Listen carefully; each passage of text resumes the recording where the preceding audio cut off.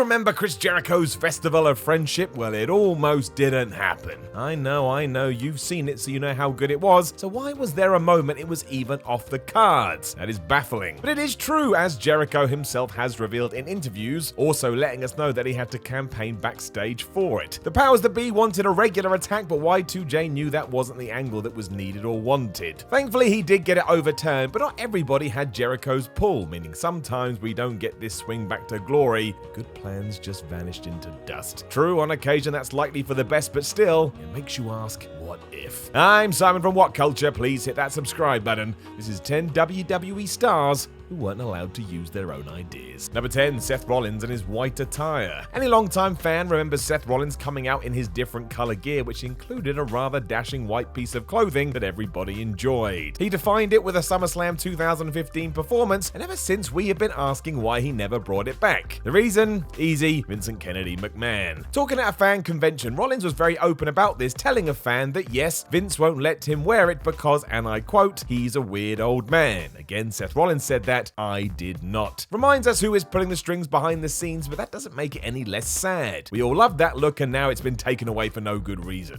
Also, right now, Seth needs all the positive reactions he can get, so going out to the ring wearing white would probably work. So that's why we should move past this and just bring it flipping back. Number 9, Randy Orton is faction. If there's one thing that's been missing from WWE for a while, it is factions. Back in the Attitude Era, we couldn't get away from them as DX, The Nation, The Hart Foundation, and plenty more were made to try and counteract WCW's NWO. As it goes, McMahon doesn't really like these groups, which is why they're a rare beast nowadays. The OC has done a good job in reminding us to why they're so cool, but that's not enough. So when it came to light that Randy Orton had gone straight to the top and asked if he could be teamed with the Revival, sounded like a good idea. We'd seen them on TV together, they had some chemistry. Why not see where it goes? Well, again, because Vince. Even though megastar Randy went to the boss and asked directly, he was still told no because it wasn't in the plans. If Mr. RKO can't get ideas like that through, who the hell stands a chance? Hopefully AEW's Inner Circle takes off to such a degree WWE changes their tune, but don't hold your breath. Number 8, Alexa Bliss and Glitter Mist. You know who is back to spitting mist? Asuka. Now she's a heel, she can't help it, and to be fair, with a new look she has made it pretty awesome. Comes across as terrifying, and we all know she's capable of kicking your ass. Somebody else wanted to do something like this many moons ago though, and yet there it wasn't green lit. What am I talking about? Well, as the title suggests, it was Alexa Bliss who wanted to blow glitter into her opponent's face to match her at the time glittery entrance. Given her character, this likely would have worked, but it never made it to the final stages, so instead had its head chopped off. It's not like this ever held Bliss back as she's been smashing it, but still, I don't see how that would have hurt her gimmick, so it's odd we didn't give it a go.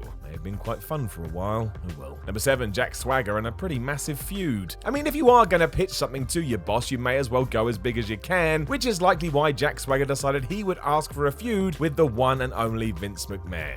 Yep, go big or go home. Revealed on the Edge and Christian podcast, Swagger mentioned how he was cornered by McMahon one day who told him his talent was being wasted. In reply, Jack promised to pitch him a ton of ideas in an upcoming meeting, and after said meeting, nothing happened. Seems bad on paper, but when you hear the plan, you can understand why. Swagger wanted to leave WWE, excel in the MMA world, before returning as a new beast. Here, McMahon would take umbrage with how he left the company, which would lead to a fight between the two. Can kinda see why that one never made the light of day. It is what the reborn Jake Hager has done though in All Elite Wrestling, so I guess it's all worked out for the best. But oh, to be a fly on the wall in that very chat. Number 6, R-Truth and his too broad idea. Happening again on the Edge and Christian podcast, although this time with guest R-Truth, the longest reigning 24/7 champion in history was in talking mood, including chatting about one idea that even Vince McMahon thought was too ridiculous. Coming in the middle of Truth's feud with Drake Maverick for said title, Truth wanted to appear at his rival's wedding wearing a wedding dress, as you would do. For McMahon though, this was Truth trying to be funny, as opposed to just Truth being Truth, so it was denied. That really is something given that in the past we've seen necrophilia and murder angles on WWE TV, but hey, we don't make the rules, we just observe this bizarre universe. But if you ever are going to pitch a concept to Vince McMahon, just make sure it doesn't require you to dress up like a woman on her wedding day, otherwise you will probably get turned down. Number 5, Chris Jericho and his new bodyguards. Right now, Jake Hager is Chris Jericho's bodyguard in AEW, and he's pretty darn great. He stands there and looks fierce as Jericho puts him over, and when he does kick the crap out of a babyface, he comes across like a badass. Don't forget, he is a badass. He fights in Bellator, and while some like to criticize his opponents so far, he's still putting his life on the line every time. Deserves some respect. If we turn the clock back 10 years though, rumors suggested this is something Jericho wanted to do then, although again he was denied. WWE had other plans for Swagger, although it's hard to say what that was. He often seemed trapped between a rock and a hard place. Soon becomes one of those what if moments because they're a great pairing in All Elite Wrestling. Probably could have boosted both a decade ago, but oh well, can't worry about that. It literally doesn't exist anymore. Number 4, Xavier Woods' giant unicorn ass. What a sentence that is, and while I should be the first person in history to say it, I don't think that would be true. Once again, we go back to the Edge and Christian podcast where Xavier Woods was explaining his original idea for the New Day's grand entrance at WrestleMania 32. For you see, he wanted a giant unicorn to be rolled down the ramp before he, Kofi Kingston, and Big E fell out of its ass before saying hello to the WWE Universe. It was Triple H who thought this may be a little too much and suggested the giant cereal box instead. Woods liked that as it would feel like free toys you get in those brought to life, and so that's what we got. Certainly sounds like all this was amicable. You have to wonder if Xavier wondered why a massive unicorn was a no, but Triple H dressing up as a budget Terminator was fine. Who knows? Number 3, Dean Ambrose and sacrificing his own health. Talked about by the reborn Jon Moxley when he was chatting to Wade Keller after his departure from WWE. The plan for Dean Ambrose versus Brock Lesnar was simple. Let Brock beat the living hell out of Dean, so at least their clash would have something to it. As it turned out, the Beast was so preoccupied with his MMA return, he didn't even want to do that. If you don't know what I mean, simply go and watch their bout at WrestleMania 32. It is quite literally nothing. It does sound like Moxley wanted to do something quite similar to what he did with Kenny Omega at Full Gear, with the twist being that it was just Lesnar wailing on him the entire time. Baseball bats, barbed wire tables, chairs, you name it, Johnny Boy was willing to take it. Unfortunately, no one was willing to give it or sign off on it, and the idea floated down the river. It absolutely would have been better than what we got, but maybe that was the point. This was never meant to be anything but another match on the card. Number 2, CM Punk and the third member of the Shield. While disputed by some, given that CM Punk has kinda just returned to the WWE, he can get his due on this one. But the voice of the voiceless had a goal to make WWE better one way or the other, and had the idea to pick up a few guys from NXT and get them on the main roster under his watchful eye. His choices were Seth Rollins, Dean Ambrose, and Cassius Ohno, and now Jon Moxley was particularly high on that list. Punk once described him as a secret weapon, and even volunteered to wrestle him on his day off because he thought so much of him. Unfortunately, Ohno never made it under this guise despite Punk's relationship with him. Really, what would become the Shield had nothing to do with the straight-edge superstar at all. He got shifted around to fit a more WWE mold before being brought up as their own entity. Oddly, today, Cassius is considered part of the furniture down in NXT, Ambrose is a star on AEW, and Seth is fighting his own battles on the main roster. This goes to show when you get into the world of professional wrestling, you can never tell what's next. Number 1, Bob Holly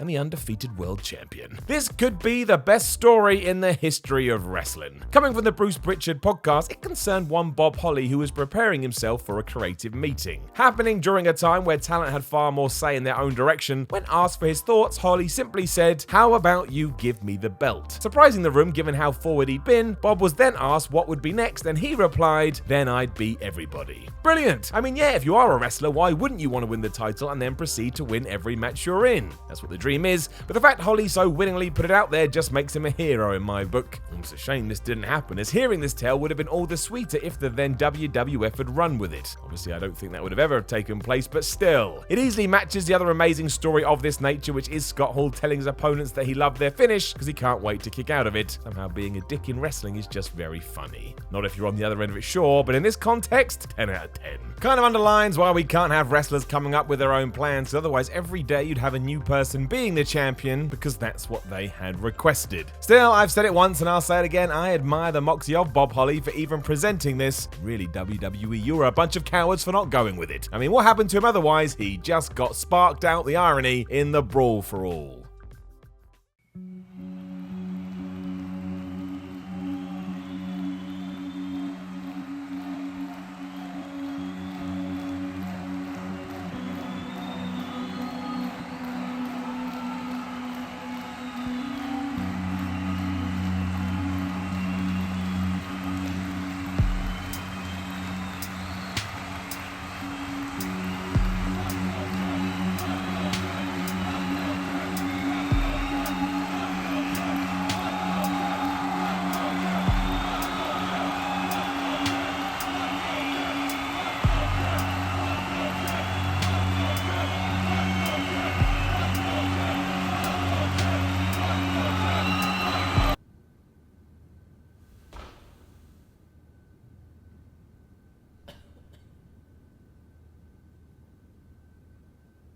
Does anyone know any songs then?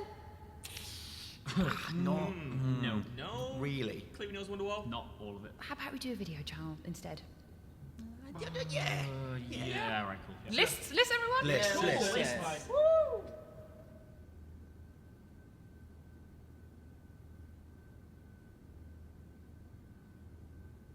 Know of any other WWE stars who weren't allowed to use their own ideas? Let us know in the comments below, and don't forget to like, share, and subscribe. Hell, while you're already on What Culture Wrestling, why not watch some more videos? My name is Simon for What Culture. I appreciate you listening, and I'll talk to you when I talk to you.